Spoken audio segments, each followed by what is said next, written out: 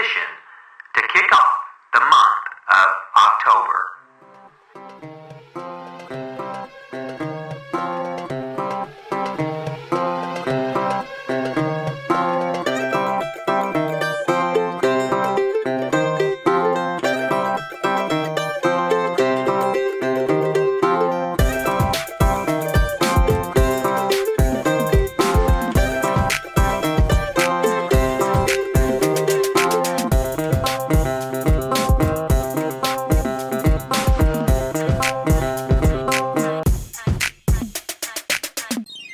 Howdy, y'all, and welcome back. I'm Kurtis Sunset. Today is a special episode as it's not your normal Weathering Rainbows Wednesday.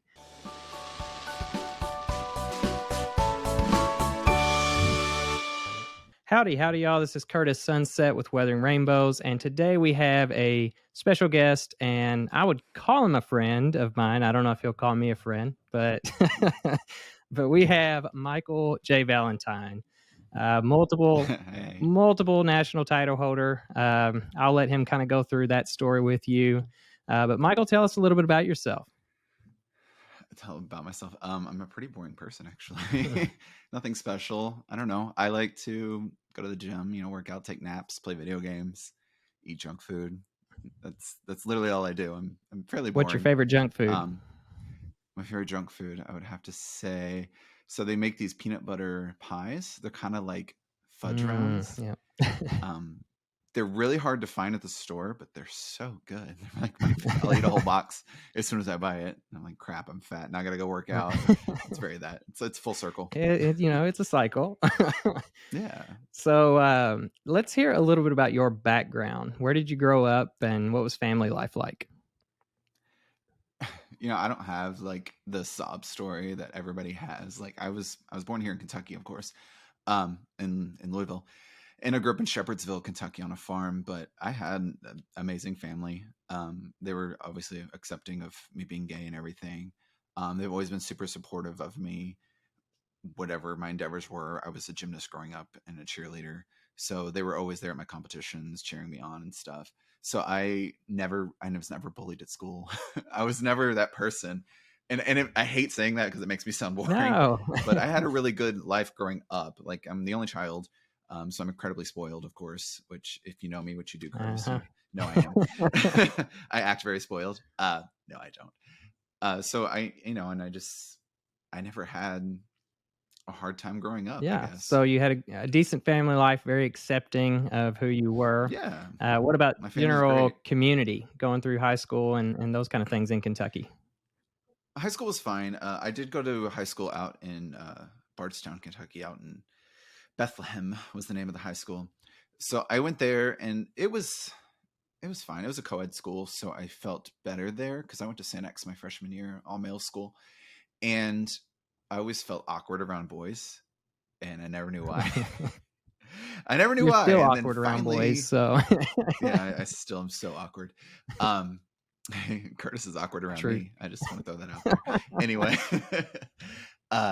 so I always never knew why I was awkward, and then in freshman year of high school, I did theater, and you shared the all girls school. You all would do theater together, which was Assumption at the time.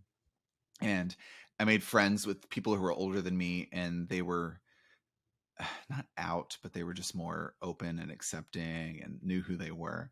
And I met a lot of people who were like bisexual and gay and things like that. And I didn't know that's what these things were. And I was like, what? So finally I realized, oh, I'm gay. That makes sense now. And then sophomore year, I transferred to Bethlehem because I felt more comfortable being around girls because, every gay boy has to have their fag hag or their fruit fly, right? Their homosexual coordinator, So I felt more comfortable there, but it wasn't backwards. It was a Catholic school. It was just different growing up in the country, and people were accepting. Like I said, I was never really bullied. They would occasionally get the snide comments, but no one ever really picked on me. I didn't hang out with the popular kids, I hung out with the nerds. I was a goth. Really? I was a little goth kid in high school. Yeah. I wore the fishnets and the eyeliner and the baggy jeans. Nice. Yeah, I feel like we all did at one point. All of us entertainers now, drag entertainers. Your little we've all gothic been goth phase, at one point. yeah. Yeah. So I was a competitive cheerleader in high school as well. So a lot of my friends were through cheerleading. They weren't through school. So that kind of made it easier, I think. So And my best friend was what also, inspired you to go from, you were saying you were nerdy in school to becoming on the cheerleading squad and, in my opinion, the more popular type of sports? oh, well, I was a competitive cheerleader, so I didn't cheer through school. Um, I cheered through an all-star gym, which is something separate from a school. It's basically all the good people from the schools come together Yeah. and they make a team, and they go and compete against other cheerleading teams. But I was still gothic on the on the cheerleading squad. Like I would show up in like fishnet shirts to practice in my platforms. I would even do flips in my platform shoes. Oh God, it's so embarrassing now. But what I think I was 14. I was a gymnast before that, so 14 they switched me over to cheerleading, and I liked it more as a team sport instead of individual. I made more friends that way. Whereas gymnastics, you just have that set team that you're with, and those are your only friends. But with cheerleading, I got to meet more people.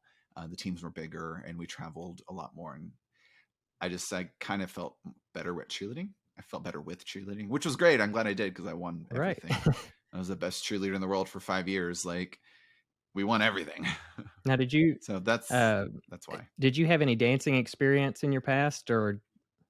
No, actually, I took a little bit of ballet because I took theater classes, and ballet was part of the theater class.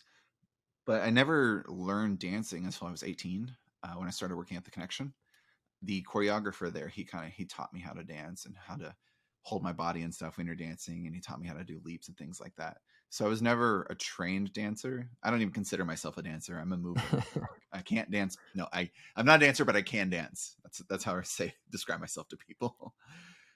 And you could do a lot of Yeah. flips. That's Yeah, that important helps too. too. That's always a crowd Yeah. pleaser. So tell us, you are our first male entertainer, and is that how you would Okay. classify what you do at play? Yeah. Okay.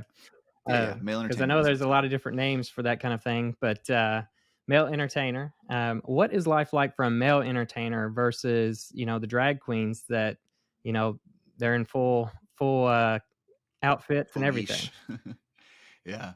I would say it's easier, but it is easier. Like we don't have to go through all the padding, all the makeup, all the wigs, all the hair. Like they spend a ton more money than I do. Granted, I spend a lot of money on my drag, I call it drag, my costuming. Right. I spend a lot of money on that. I have pieces that are thousands of dollars. I don't know why I do that, but I do. So I spend a lot of money on that, but performance wise, it's a lot easier because I don't have to wear as much. And that's just my choice. Like there's a bunch of different kinds of entertainers out there. Some guys, go out fully covered because they're not comfortable with their bodies. Some guys do what I do and they go out there half naked. Some guys sing, some guys dance, some guys act. Everybody's different. This is just my choice was just to be naked because I started out as a stripper. So that's all I knew, I guess. And it's worked. Hey, it works. I make great money. Whatever works. Yeah. It's not a bad thing. Right. But the thing that separates us really is like they get to go out there on stage as a different person. I don't. I have to go out there as myself. And a lot of them, they say it helps them because they have stage fright or they're not confident enough as a boy, that they feel more confident dressed up as a female. Yeah. And that's fine. That's totally great that they feel more confident, and that's what gives them the confidence to go out on stage. But like myself, I just have to kind of grin it and bear it and go out there, which I've never had a problem being on stage. I've been performing since I was a kid, but even like when we go out in public and stuff, I get recognized a lot. Right. And I'll be walking around with one of the drag queens that work with me, and they won't know who they are, Yeah. And I'd be like, hey, by the way, this is so and so that also works with me. And then they're like, oh my God, I love Right. you. Yeah. Then they know who it It's is. very that way. Yeah. So that's how we're different in my opinion. So there's one male entertainer at play, and then there's 6 drag queens on cast now, something like that. Yeah. So do you find yourself facing more criticism and that sort of thing for what you do versus what they do? Not really. So I've been doing this for a long time, and I've won a lot of titles. So I feel like I get almost respected a little bit more in this community, and I'm the only guy. So I don't get into their drama. I don't get into the drag drama. Right. Like I go there, I go work, I go home. You know, that's not my thing. Dramas. I've been doing this forever, so it's like I'm over it now. I'm too old for this. Back when I was younger, yes, I would get involved in all that because I was a kid. I was immature. You know? Right. But the crowd, I feel like I mean the women, of course, because most of my audience is women here at Play. They love me, of course. It's the gay men, they don't. They are kind of the issue. So I don't really make a lot of money off of gay men. It's very few. It's from like the young ones or my friends that tip me. They're the ones that know me. They'll tip me. Or if I like go out there in the audience and I sit there and have a conversation with a stranger or something, then they'll come up and tip me too, which everyone should do. You find that that's an intimidating thing? Do you think they're intimidated to go up and tip you, or is it? Yes. And also I've also heard like, oh, I wanted to tip you, but my boyfriend would be mad at me. Right. Just appreciate the entertainment. Like, who cares? Right. It's they're tipping all the drag queens, which are also exactly. They're literally the same thing. They're gay boys as well. Yeah. Not all of them. Some of them are trans, but they're gay boys as well. Like, come on. Right. I never understood that, but I get called a stripper a lot by the crowd mostly. A lot of the girls like, oh, you're a stripper. I'm like, no, it's definitely not right. A little different. Yeah. So, but you know, other people in my business, they understand what I do. It's just the audience that doesn't. Right. So you are a multinational title holder. Can you walk us through some of your titles and some of my titles, and then talk to us a little bit about that process of actually going and competing in those competitions? Oh God, it's so stressful. So yeah, I've won 4 national titles now. Mr. Renaissance, well, Mr. Entertainer of the Year, Mr. Continental, Mr. Renaissance, and now All-American Gent, which is what I am right now. So like preparation it's insane. Like I said, it's a lot easier for a boy to do these things than a queen. They have to spend more money than we do. They spend like thousands of dollars on a gown and things like that. Right. And we don't. We do spend hundreds of dollars on like suits and things and talents and stuff. But for us, it's a lot less money. But like, honestly, with the money that I have spent doing these contests, I could have bought a house and a car with cash. Like, it's so much money. It's a very expensive hobby, in my opinion. Do you find yourself breaking even a lot? Because I know that there are some cash prizes for these things too, right? Yeah. And you're right. But the boys don't make as much. The girls, one of the contests, pageants. Girls do pageants, boys do contests. Let me verify that. One of the pageants gives the girls $10,000 for winning. Right.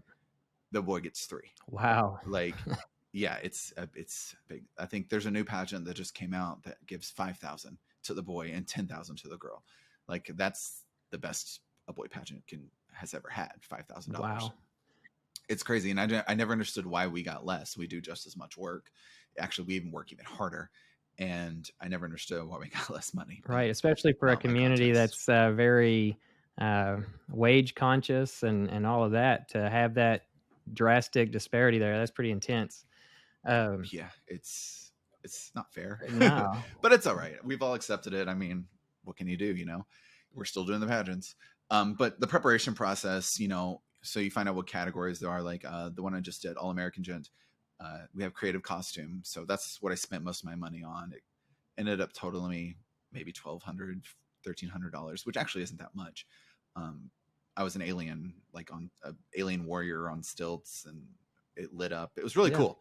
The costume itself cost me $800, and then I had to ship it, and then which cost another $300, and then I had to edit some more stuff, which is another $300 to add things to it to make it bigger. So that was the most expensive category for me, which is crazy because it wasn't even worth that many points. So I don't know why I spent that much money, but whatever. To look good. Yeah, that's true. And then you have interview, which they ask you questions about yourself and what you can do for the system. Luckily, I was fortunate enough to reign before, so I have a lot of experience in this. So I knew how to, you know, sell preliminaries, which you sell to get people to come to your pageant. You sell preliminaries. I know how to recruit people. I've made a lot of friends over the years, so I know people that will come compete. So that's helped a whole lot too. And then that's actually the scariest category because it's one-on-one with the judges, and they sit there and they fire questions at you, and you have to like think on your feet. What are some of the to me that's the most intimidating What one. are some of the questions that they ask? Oh, like, what is your 30, 60, 90 day plan for this system when you win? How can you sell more preliminaries? How can you bring in more contestants? Things like that. Right. I mean, they're not hard questions. It's just the fact that you're one-on-one with the judges, right? And you're being judged on how you speak and what you're saying, your answer content, things like that. So it's kind of nerve-wracking to me. And then, so that actually I practice. I have like a list of questions that I practice and come up with answers. So that way, when they ask me a question, I have a pool of answers to pull from. And then you have your talent category, which can be anything. It's typically like a production. It's not labeled as production, but it's typically like a production where you have backup dancers and things. I did solo. I do better at solo talents. I did a dance, and then I went up in the air and did silks. I did aerial silks, which is another story. I was part of a circus at one point. So I've done a lot of things. I'm so boring. I was part of a circus at one point. So I did silks, and I won talent. I won interview as well. And then you have your formal wear category, which has changed recently. So back in the day, it used to be traditional black and white suits, tuxedos, things like that. Now it has changed. It's evolved into high fashion suits. So you want to go and find something that's still a suit, but is unique, has some sort of unique quality. I wore like a satin Chinese cut suit. So it was different, but of course it was satin. So on stage, it looks wrinkly under the lights. And I was so mad. But I did tie for first in that category. I got really lucky. It fit really well. I think that was why. Now, there was one category that you had like never won before. Like it was like the interview. Yeah. Okay. Yeah. Interview. I'd never won an interview before. And I was more surprised that I won an interview than I won the dang pageant. I was like, what? And then there's question and answer, which basically they just ask you a question on stage. All American Gent and Goddess always does a 2-part question. Some contests don't. They just do a 1-part question. So you just have to pay attention and answer the question exactly how it's asked. And that's also another nerve-wracking category because you have to speak in front of everybody and you have to think on your toes. So that's another really hard one. So do they ask, do they ask about world hunger and stuff like that? Or is it? No, it's never political or anything like that. It's always about either the system or yourself, typically. I mean, I've been to pageants where they asked you what kind of cereal you would be and why. Like, it can be anything. So what kind of cereal would you be and why? I need to know the answer. I would be Life cereal because this is my life. You go. That would be my answer. I think the queen said Lucky Charms because I'm magically delicious. So I was like, okay, that works too. Thinking on your feet. But again, but the hardest part about in the preparation process for these contests is relying on other people. Like, I'm not a sewer. I can't sew. I'm not a costume designer. I can't make costumes, things like that. So you're always relying on other people. And a lot of people will just, back out last minute. They'll not respond to you after you've sent them money. They will take your money and run. It's nuts. The things that have happened to not necessarily me, but to other people. Right. So it's very, very stressful in the process. I mean, every time I do, I'm not the only one, I know, but every time I do a contest, like I have an emotional breakdown the week of, like just so much stress and everything. I just sit there and just cry and cry and cry. Like, it's awful. And I'm like, why do I do this to myself? That's how I feel right now about the Pride Parade. Oh, see, you understand the organization. It's like we decided we were going to do this like 2 weeks ago, and now it's like, oh my God, everything needs to be done right now. So I would have a meltdown. There's no so yeah, the hardest part in the preparation is just relying on other people and the money, getting the money. A lot of people do benefit shows or they have sponsors who give them money, things like that. But that's good. It's super, super expensive. Yeah. Obviously, with drag queens, they can go on and on and on forever, I feel like. With male entertainers, is there like an aging out process or an age cutoff? Yeah, like what is that like? I would love to see 80-year-old Mykul do flips on a stage, for the record. But girl, bye. No, my saggy balls. No, there's. I believe there is an age limit, but then not really. As long as you can still dance and move. I mean, I don't see why you can't stop doing drag. Like, of course, I won't look like this forever. Eventually I'll give up and stop trying. But, once you get old enough, Yeah, I do believe there is an age out time. I don't know when that will be, but there is one. I mean, I won't be naked on stage. Maybe I'll just have fully covered costumes. I mean, there's entertainers coming back in their late 50s, and they do a great job. I feel like, oh, I feel like they could go on forever. Do you know like what So the yes and no. oldest, I guess, male entertainer, national entertainer of the year, or like one of those pageant winners would be? Well, they do a Mr. I want to say it's Gay US of A does a classic division for Mr., which is over 50. So definitely in their late 50s would probably be the oldest that I've ever met, which is great. Yep. And then they still get Yeah. it. So. Well, we'll get there one day. Right now, we're both in our 20s. For everybody out there, I just turned 22, by the way. So, and I'm younger than he is. So yeah, so he just turned 21. Yeah. What is the worst thing that people have ever done to you while you were performing? The worst thing that people have ever done to me? I've been scratched. I've been bit. I've been pulled off stage. Oh my gosh. Like I've fallen on people because they pull me.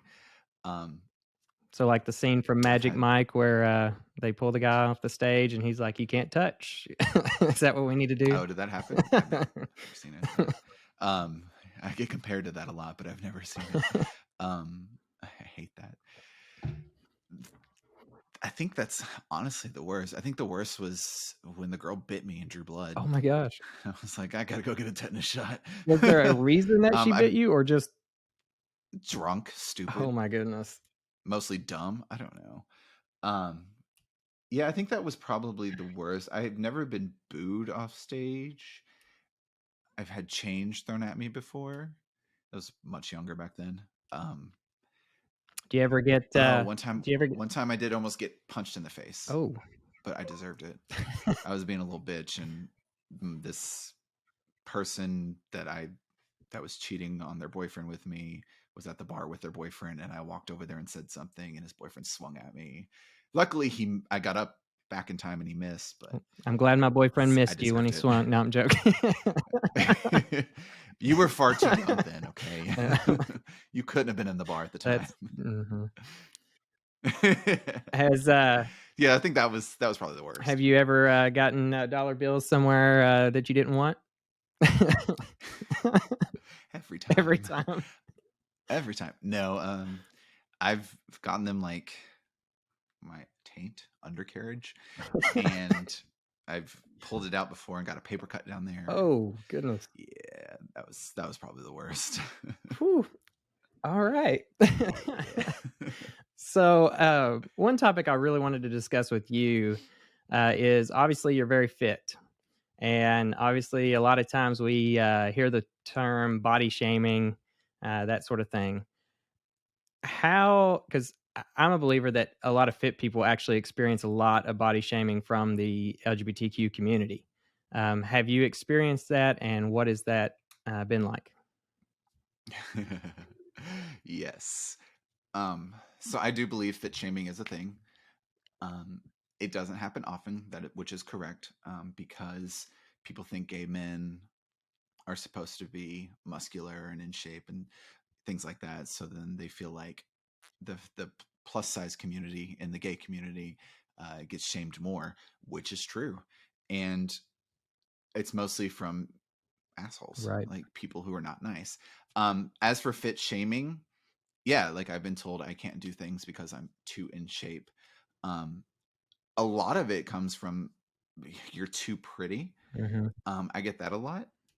Even like when I try to talk to guys or get hit on or try to hit on some guys, which is I'm really bad at that. But even when I try to hit on, they're like, "Oh no, you're too pretty. You look too feminine." I'm like, "What?" Oh wow. I'm sorry. I take care of my skin. I don't know. That does happen a lot. It hasn't really happened to me much. I have been told I couldn't do things because I'm too in shape. Yeah. But I was never hurt by it. I just kind of took it as a joke. Right. But what hurts more is that people think it doesn't exist. But if that's the case, like I can say fat shaming doesn't exist because it's never happened to me before. Right. Or I can say people aren't racist because no one's ever been racist towards me before. But it's true. Both of those things exist. And a lot of people believe that fit shaming doesn't exist because society deemed fit people as, you know, the norm and fat people not, which is also not true. You know, and all body shapes is norm. I think a lot of times with fit shaming too, there's a level of intelligence thrown in there. So what I mean by that is they think you are dumb just because you are super fit and you're a jock or you go to the gym all the time. Like, and I think both of us can speak to that.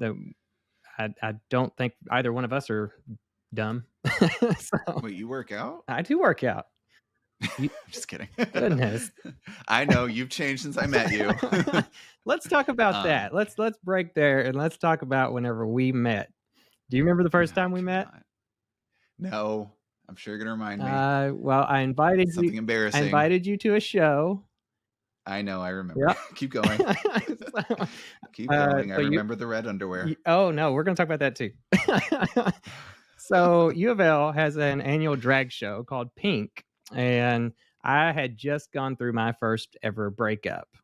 And so like I reached out to you because I was like, I'm student body president. I need somebody to go with me to this event. And so Mykul graciously agreed. Like he does a lot of things for me that are too kind. Embarrassing, is that what you said? Yeah.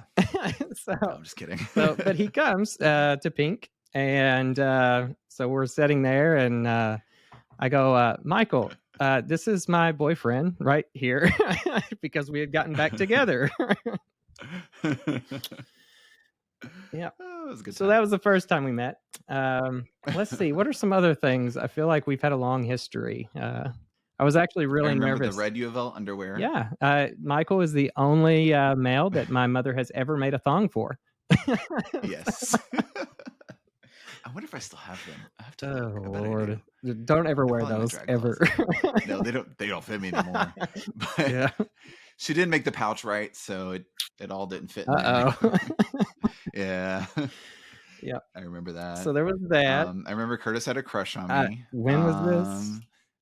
Nothing, I'm just kidding. Actually, the first time I ever saw you, you performed Fever by Adam Lambert. Michael Bublé. Yeah.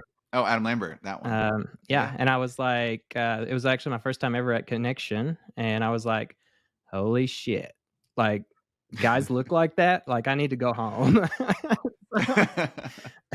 Ew, I was like a skinny twink back then, too. The good old days. Which, I mean, that's what I like. I mean, which was like 2 weeks ago, really. Right. Yeah. Because I'm only 22. Right, yeah. Yeah, so we've had a quite a bit of wild times. You performed at the Kiki for me. Yeah, that was fun. Little all gold event. I remember that. Yeah. Oh my God, you're like reminding me of all these things I've forgotten. Yeah. Wow, I remember now. Yep. Weren't you in a fraternity too? I was a Kappa Sigma. I remember that. So yeah, I remember you being in a fraternity. Mm-hmm. Yep. Jeez. I won't tell him what you texted me the night of Pink. Yeah, I was just thinking about that. I was like, oh, I remember that now. Yeah. What else did I do? Was that through you? There was like a boy pageant and they brought me in for it. I feel like you were involved with it at U of L. Possibly. I was involved in so much at U of L. So yeah. They brought me, like I emceed it. I don't remember. Oh, maybe that wasn't you. Yeah, I know what you're talking about. I think you were there or something. Yeah, and you even helped out with Freiburger for AO Pi when the year that they won. And they won. Like the first time they'd ever won, as far as I know. Yeah, so killer over there. Oh, #1 choreographer right here. Yeah. So actually, yeah, because you hooked me up with this that. Is one thing like I really want to point out to people because I don't think you get enough credit for it. Is from literally the day I met you, you have been super kind and just genuine. Of course. Like literally gave me a coat to wear one time to Barrister's Ball. Like, you know, you've always been super helpful. And like, where does that come from? Because I don't feel like all entertainers really have that spirit of just like always. So we had a little power outage just now. So and was it like your whole house? It really was. Like it just everything went dark and then came back on, and I was like, honestly, I think it was because I was saying really nice things about you. So, it's like the only time I think I've ever said Go to really, hell. really nice things about you, and then boom, it I all goes can't dark. stand you. So, Can't stand you. anyways, so what I was asking Anyways, though rude. is, like I said, you've always been kind and genuine from the start, even before you really even knew me or got to know me. And I feel like you're that way with everybody, for the most Yeah. part. How does where does that come from? Where did you learn those? Well, so I don't know. I feel like I wasn't popular in school. I was kind of nerdy, I guess, but not really. I mean, I was never attractive until like my late 20s. I guess I was a late bloomer. I don't know. And I always had like the hot friend, and then it was me. And I don't know. Do you remember Kyle? I don't know if you remember. Oh him. yeah. Yeah. So he was the hot friend, and then it was just me.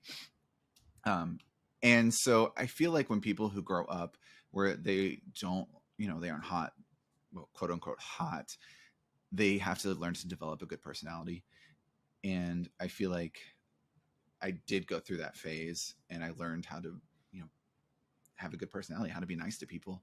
I was always growing up, I was always taught to be polite. Of course, we grew up in the South, please, thank you, always treat others the way you want to be treated, things like that. And a big thing of it is being nice to people, like, especially when you're an entertainer, you go out in the audience, you talk to people, you never meet a stranger, you take pictures with them. It reflects on your money. And I'm not saying this like I'm only nice because of money. That's not the case. It reflects, like it really does. Like, even if it's just strangers, like straight people, like that I don't know, if I go out there and I'll talk to them and stuff, they'll tip me. Last time I was 2 weeks ago, I worked at Play. I saw somebody wearing a Pokemon shirt that was like a Pokeball with a rainbow on it. I was like, oh my God, that's so cool. And I went up and talked to him. And then later on, he like tipped me, and he didn't have to do that, but he did because I was nice to him.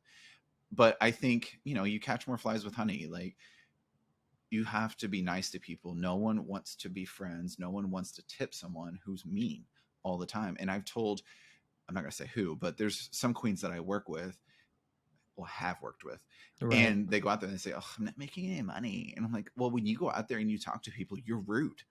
You are not nice to people. I understand you have expensive hair on, you have makeup on, you don't want people touching you, but people are going to touch you. Right. That's just part of it. You just have to learn how to work with that. And over the years, I've also learned, people who are grabby, people who are a little too drunk. I've learned how to like kind of maneuver away. Someone wants to touch my butt, I'll grab their hand and I'll make a joke. And, that way you don't, humiliate them, but also offend them. But then, they don't touch your butt or, anything like that. I don't know. I don't see where being mean to someone gets you. Like, you should just always be nice to people. And that's just how I've always thought. I've never met a stranger. I've never judged anyone by the way they look. Like, that's not what this is about. Like, everyone is capable of being nice. You just have to try. Do you think that stems more from, like you said, growing up, I guess, not the pretty one, and, kind of having that transition, or did you get a lot of that from your parents or community? Like, I didn't really have a whole lot of friends. Like, I was the only child. And where I grew up, there weren't a lot of kids. So I had like one or two friends. So no, I don't think I think it's just as I got older, I don't know.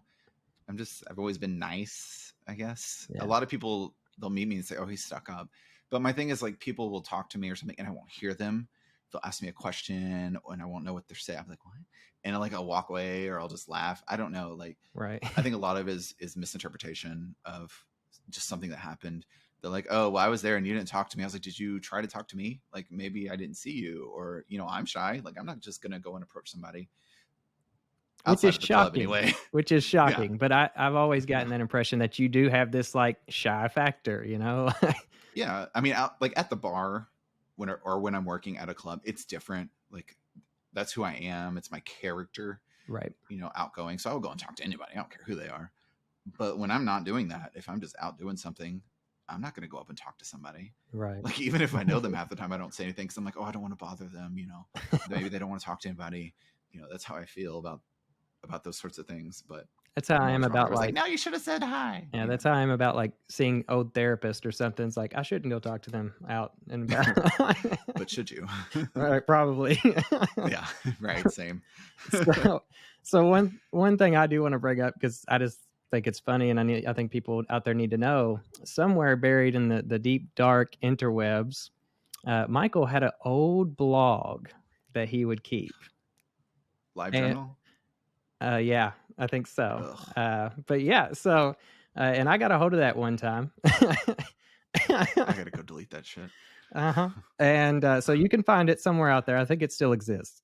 But one of the I know it does, cutest things that I think I read in that live journal back then was that you were doing all of this and you wanted to reach, a higher level because you wanted to buy your mom a house. And I just think that was like the cutest thing. So I think yeah, my mom's everything. yeah. If you were to have the Book of Mykul, your life and times, what would the main chapter's plot be about, and what message would it tell? It would actually probably be about performing. It would definitely be about my performances, and it would be about starting super young and making terrible decisions because I started at 19. Wow. I mean, 2 weeks ago. Great. No. So I started at 19, and I grew up in the gay scene. I was a child. I was 19. I had made stupid decisions. I said stupid things. I was a kid, and it was hard because growing up in that gay scene, I grew up with older people like who had been in the drag scene for a while, like the cast at Connection. Right. They basically were my drag family. They raised me, and they were all so much older than me. So we had so many issues because I was a child and they were adults and they had been doing this for years. After doing this for years, you can kind of get kind of jaded almost. Yeah. And that sounds awful, but it's true. So it would be about growing up soon, but it would also be about saying it's okay to make mistakes. It's okay to be young and dumb because you're going to get older and you're going to mature and you're going to realize later in life that, yeah, you were a child then, that it was okay to act the way you did. Now I'm embarrassed by it because everybody knows who I am. And a lot of people met me so young and I did the wrong somehow. And they still hold me accountable to that. I'm like, I'm 30 something years old. Like, I think we all go through that in gay world. Yeah. We all kind of have to have that learning phase. One thing I've always found very unique, you said you made a lot of bad decisions early on, but you don't drink that often. I don't drink at all. Yeah. So, and I don't know if you ever did in the past or anything like that, but that's something very unique in gay world. Not I never to drink. I never did drugs either. So it was just never my thing. So what led you to all these bad decisions? If you have no vices, Mykul, what did you do? Just saying stupid shit and boys. So let's get into that. Yeah. Boys. Oh, let's not. Oh, God. What is dating life like for Mykul over the course of the years? It's hard dating in the public eye and dating as an entertainer. Everyone is always in my business. Right. Always. And again, I grew up in this, this scene very young. So a lot of people think I'm a certain way because of the way I was when I was younger. And obviously that's not the case anymore. Right. And they still hold me to that. Sure, I've made dumb mistakes, of course, but it's hard. You have to be able to date someone who doesn't get jealous, which is incredibly hard to find. It's a little bit easier with what I do because most of the audience is women and not gay men. And it's mostly gay women. Well, yeah. Mostly women that tip me. So that makes it a little bit easier. And I'm not like a stripper. So I'm not up there like on a box half naked in front of people constantly. Like I do my gig and then I get off stage and I sit backstage. And when I come out in the audience, I'm fully clothed. So that does make it a little bit easier. But it's not incredibly easy. It's hard sometimes because people want to date you because they see me as Mykul Jay Valentine and not as Mykul Gillen. Like they don't want to date me. They want to date the person I am on stage. And I actually went through that recently. So that's also a thing. You kind of want to find someone who isn't a fan, Yeah. someone who I always look for people who don't know what I do or do what I do. At least used to. I dated an entertainer once, and that didn't work out too well because instead of him being Mr. Gay USA, he was, "Oh, aren't you Mykul Valentine's boyfriend?" He's like, "Yes, also I'm Mr. Gay USA." So Oh, that was a wow. whole thing. Yeah. But again, I was more well known at the time than he was, so that's kind of why he got that flack. But I don't know. It can I be think one successful. thing I want to bring up. I think a lot of people, whenever they see you on stage, especially those that probably even do some of the fit shaming and stuff like that, they see you as somebody who can get anything that they want, anybody, anything. How true is that? False. It's so false. Oh my God. It's funny because most guys are like, "Oh, you're Mykul Jay Valentine. You perform a play, right?" I'm like, "Yeah." They go, "Block." I'm like, "Oh." Wow. Okay. Yeah, a lot of it is that. I've been told, I think one guy told me one time, he was like, "Oh yeah, no, I could never date you with what you do. I'm sorry." I've also told somebody I was a Cancer one time and they walked away. So I don't know. Apparently it's a lot of different things.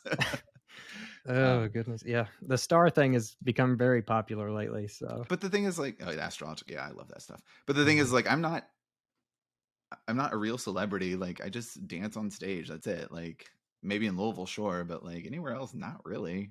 It's not like I'm an actual famous person. I could never be a famous person nowadays. Oh my God, those poor actors and actresses, what they go through. For real. There's no way.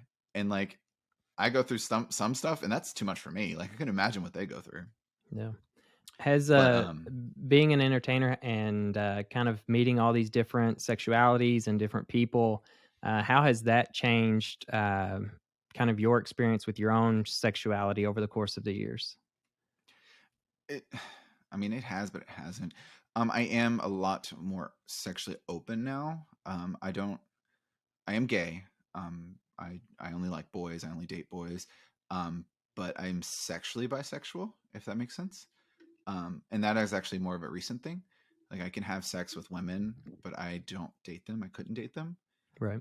Um, so I've discovered that about myself. Yeah. Not recently, but it's in the few years and stuff. The past few years, I have discovered that about myself. Um, and I mean, I guess it's great. I don't know. Yeah. That's interesting. Hole's a hole. I don't know. Yeah. That sounds And awful. I actually got into a conversation the other day with a friend. They're like, how can you be bisexual and you've never been with a girl or, something on those lines. And I'm like, you don't have to like go through the action to legitimize your sexuality. Right. So I think that's, just kind of over the course of time, like you develop and that sort of thing. So, Well, I don't think anyone is one thing. Like, I'm sure I could find, if I met a woman, like, I could totally date one. It's just, I believe it's all about the person and not yeah. what gender they are. No matter what gender it is, Yeah. I'm a firm believer in that. But I identify as gay male because I can only love a man. Gotcha. So, Let me ask this, because I'm sure you hear the difference, gay versus queer a lot. Some people that I think are gay males identify as queer. What do you think the difference is? is there a difference? I don't know. That's what I've been trying to find out. Yeah, I didn't know. I mean, queer is something to identify as, but I always just thought of it as a term for strange, like, because that's technically what it means, is Yeah. strange. Um, I don't know. When I think of someone who's queer, I think of someone who's more flamboyant, and more open and outgoing with their sexuality, Yeah. than someone who's gay. Yeah. Yeah. Okay. I I felt like. like that was a PC answer, right? Yeah. No, I mean, I think that's something like we're, as a gay community, still trying to figure out what the difference is between these two terms. I love all the Yeah. posts lately about bisexual versus pansexual because, like, Okay, that I understand. it's starting to identify between the two. But I need like a very queer, like I said, very queer. I need a very clear definition of Well, queer so versus gay. bisexual, to Yeah. me, bisexual is you're able to love a man or woman. Mhm. Okay. Pansexual is you're able to love anyone no matter what they are. So if they're like some bisexual men, they're into guys and they're into women, but they're not into transsexual women. So a pansexual person is someone who's capable of loving any gender no matter what they are, whether they're trans or not, non-binary, anything like that, whatever they identify as. That's a pansexual person to me. Yeah.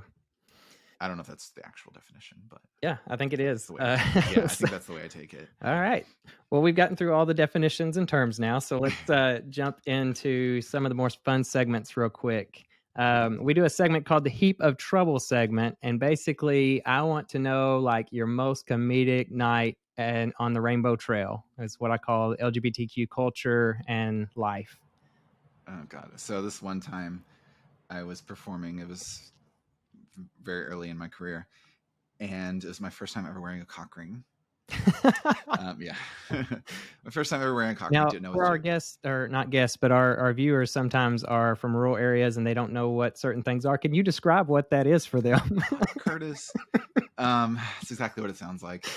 It's a piece of rubber that you wrap around the base of your penis to keep the blood flow in your penis after you have fluffed, which has made it a little harder.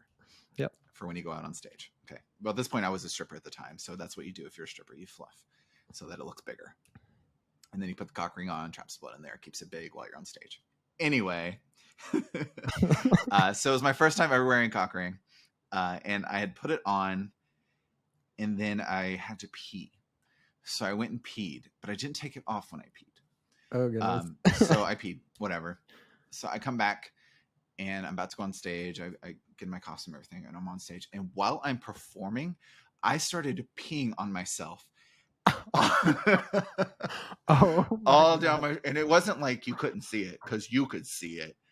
And it was because I had the cock ring on. It squeezed my urethra.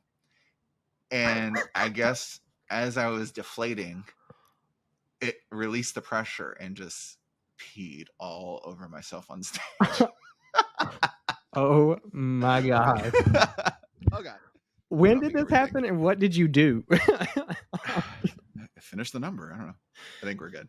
Sorry, I like pulled everything off the table. I had to been 19, maybe 20 at the time. Yeah. Wow. That's one of my favorite stories to tell. Yeah, it's a whole new type of waterworks right there. Yeah, I mean, I'm sure that some people are into that, so they probably tip me more. That's probably true. Yeah, you should try it at play, see how that goes over. Mike would kick me out of the bar. Oh right. All right. Well, that's a perfect example, and now I'm glad all of our listeners know what a cock ring is. So, and fluffing. And fluffing, yes. Yes. So. All right. So another segment we do is the do's and don'ts segment. It's where you get to give 3 do's and 3 don'ts on any topic of your choice. Any topic? Any topic. We've had everything from drag to how to survive marriage to everything. So I don't know shit about marriage. So I do know shit about drag.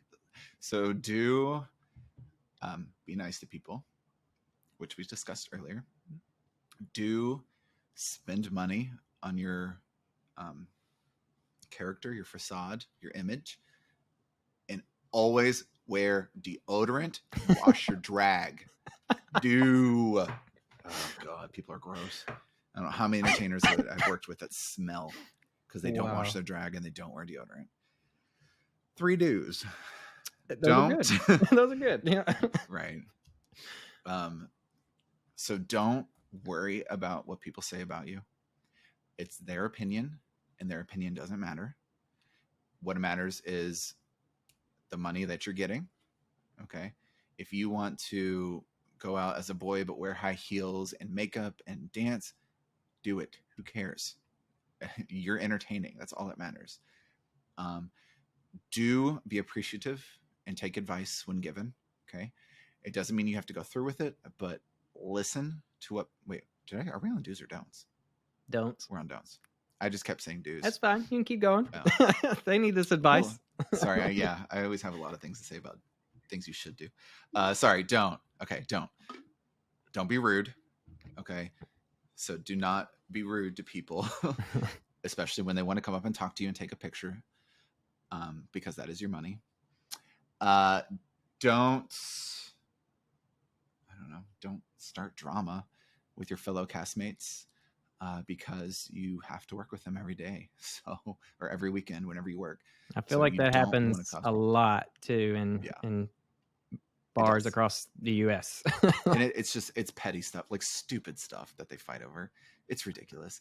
So don't fight them, because that is your family. Like the people you work with are your family, because you work together almost every weekend. So you have to get along with them. And you actually have a House of Valentine now, right? I do. I have 2 daughters and I have 3 sons. Yeah. Who are they?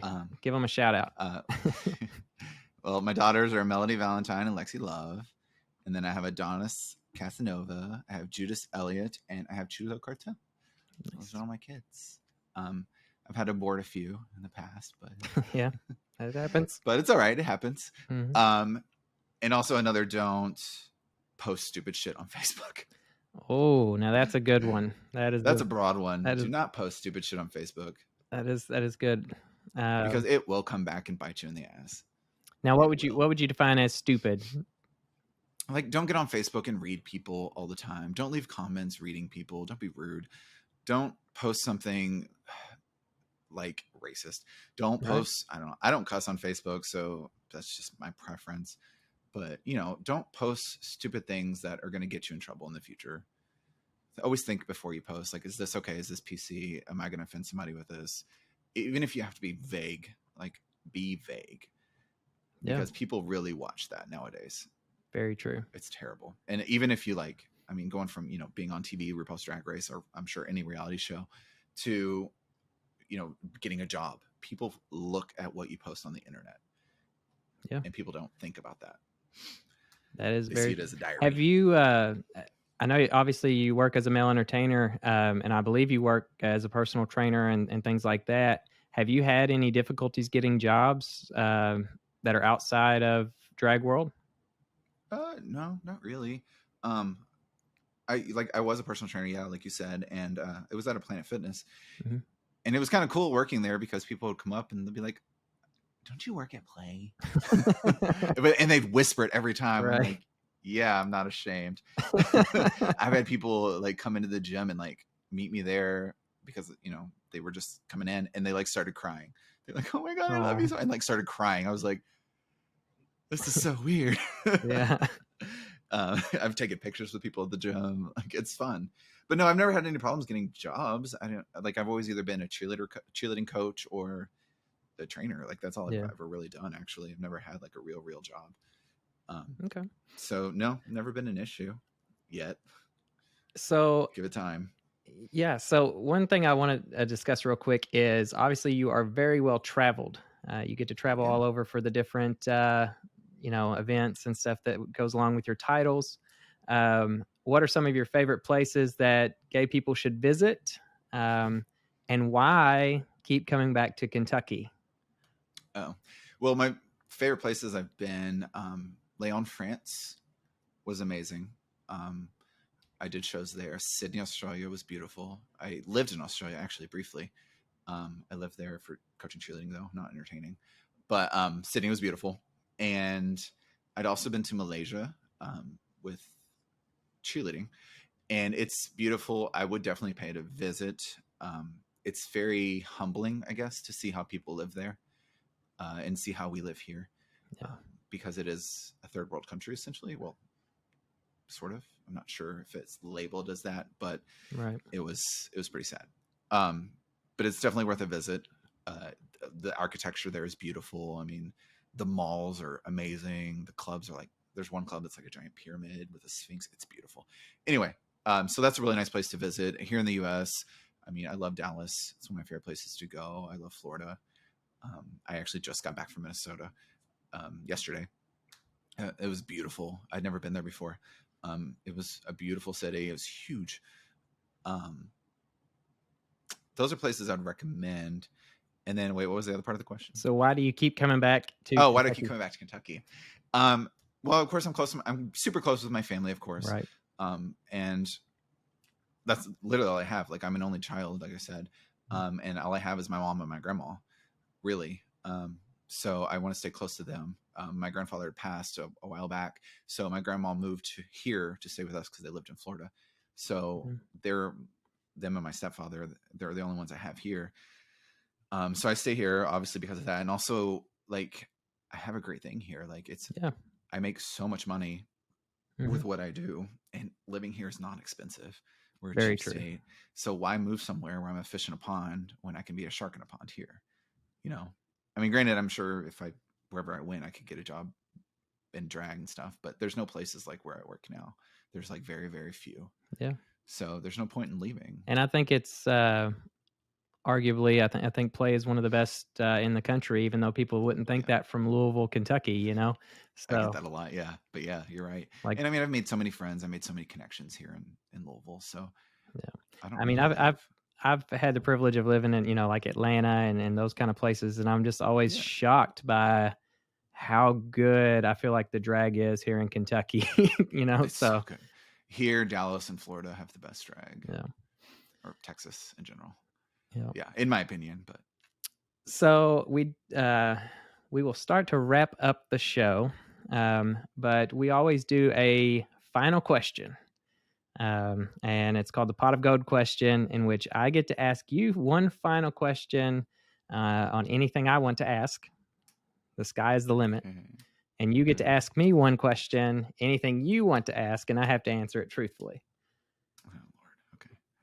So, but before we do that, random side note, but Mykul actually introduced me to like one of my best friends ever back in the day. Back whenever I had my first breakup, I actually messaged you and was like, who should I be friends with in this community? Because like I only knew like underground gay people. So like I didn't know anybody that was like out and proud really. And even, you know, in Louisville. So I messaged you on like Facebook and you introduced me to my great friend now, Daniel Hughes. So, oh yeah. And we have been best friends for, you know, as long as however many years ago that was. I guess it was 2, right? So yes. We're going to stick with that story, but yeah. Yeah. So that's a little random side note. So you've had a huge impact obviously on my life, and I know you've done it to other people as well. So let's do the Pot of Gold question. I'll let you go first. Okay. If you could go back and change one thing about your life to set you on a different path, what would that be? I would say not going to law school. That would have definitely set me on a different path. And it was one thing I considered quitting about 2 years in, just because I didn't feel like it was for me. I've always been much more into entertainment, social type of stuff, politics, that good stuff like that. But the legal route I always felt was very disheartening. Yeah, I could see that. Foreclosures, evictions, all that kind of stuff just did not appeal to me. And that was what I found myself doing 90% of the time. So I think going through that and then going through stuff that I've dealt with becoming a lawyer, I will tell everybody, like, don't do it unless you're 100% certain that's what you want to do. Where do you think you would be now? I do think not go to law school. I honestly, and I think I'm kind of starting to pursue this kind of career, is I do think I would be more in the film and media type businesses. I love creating things. You know, I'm not necessarily a performer, but I love to create and tell stories and write and that sort of thing. So I've really started getting into more of that. But thankfully, you know, the legal industry's allowed me to do a lot more of that kind of stuff. Just with, you know, building up financials and stuff like that over the course of the years. So that's cool. That's a good answer. So yeah, so that's one thing. I guess don't become a lawyer unless you really, really want to become a lawyer.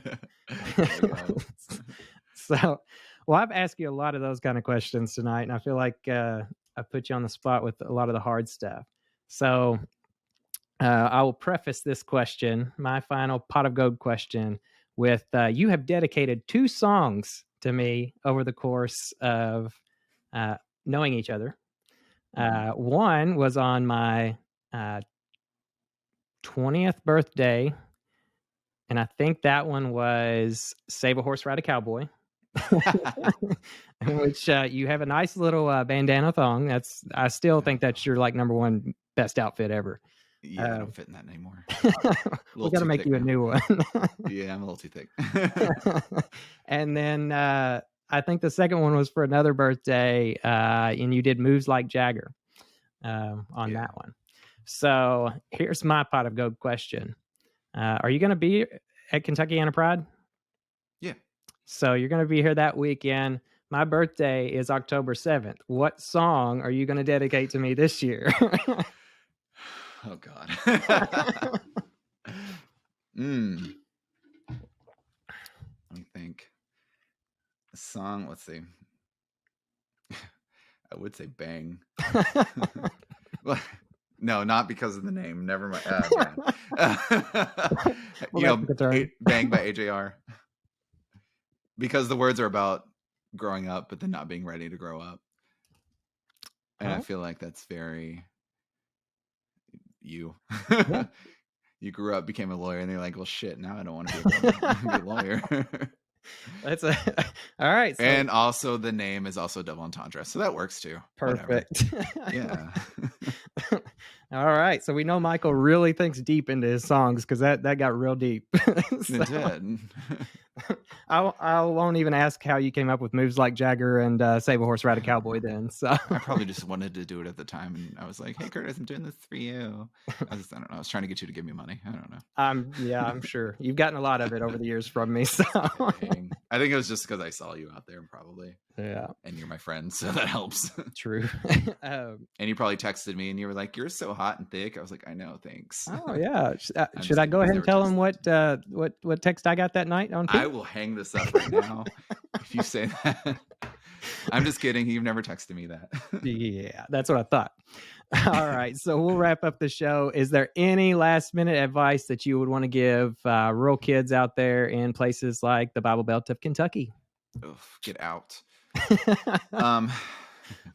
But seriously, get out. Yeah, get out and experience the world. Yeah. I'm not gonna say like typically I would be like, hey, it gets better than what you're going through right now, but that's not true.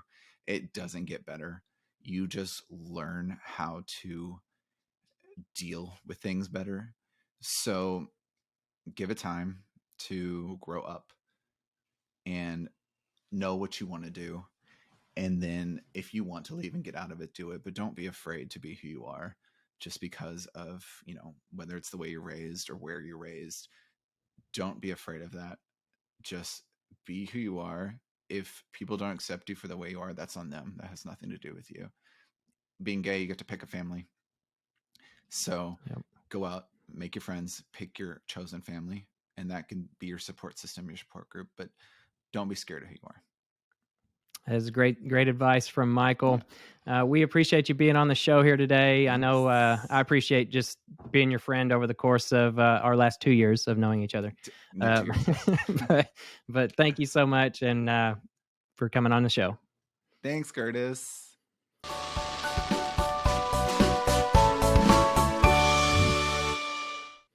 So when I get invitations to the House of Valentine? When you start dancing. Oh Lord, that ain't gonna happen. I have been told I have to start doing TikToks though, so you might want to come help me with that. I do have a lot of followers on TikTok, so I could. There we go. All right. Teach you. I hope this interview showed you a bit about the identity behind the man we have seen on stage for years. Mykul has always been a genuine person to me, so I hope this interview showed that piece of him to all of you. For today's Sunset Clarity segment, I wanted to dive a bit more into the topic of a person's strength.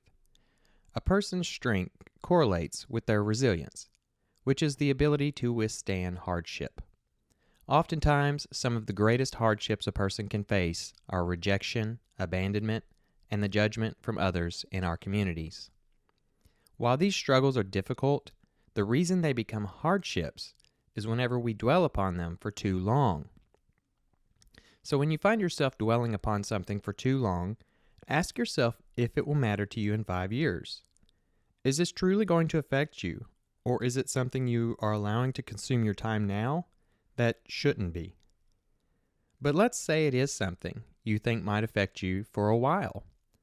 Sometimes we might think a breakup can change the course of our lives, or an embarrassing moment will hinder our reputation. However, I have learned over the course of my life that not many people are going to remember your embarrassing moments as much as you do, and no one is dwelling upon them like you do. So chalk them up as a learning experience, forgive yourself, and move forward towards the things that you want out of life. Breakups are also tough, but I promise you that you can move forward, even if it hurts right now. You will find other people that love you for who you are, and in the short time period, that may not be a significant other, but it could be friends, family, and other community members. So let them hold you up a bit, and allow yourself to enjoy life again. If you believe in soulmates, remember that you don't have to be the one always looking, because the other person is likely out there looking for you too. How do you know when you're ready to conquer the next big thing in life? Whether it's going for a national title like Mykul, or finding your next romantic interest after a breakup. Ultimately, when looking back doesn't interest you anymore, then you are doing something right. When you're looking forward rather than backward, there you'll find a greater amount of hope and happiness. Well, folks, that's all the time we have for today. Don't forget to come on back now. I know we all love a little vibration, so if you are not already, go ahead and subscribe to this podcast. And we will surprise you on occasion with a new release vibration in your pocket. But in the meantime, if you find yourself alone or crossing new horizons along the Rainbow Trail, and you need a friend or even a laugh to get you through those dark and stormy nights, holler on out to us at weatheringrainbows.com, where you can find shelter in the blogs, videos, and other episodes that will hopefully keep you out of a whole heap of trouble. So until next time, y'all, giddy up, be true to yourself, and make the best of life. And wherever the wild tracks may lead you, may the rainbow always touch your shoulder.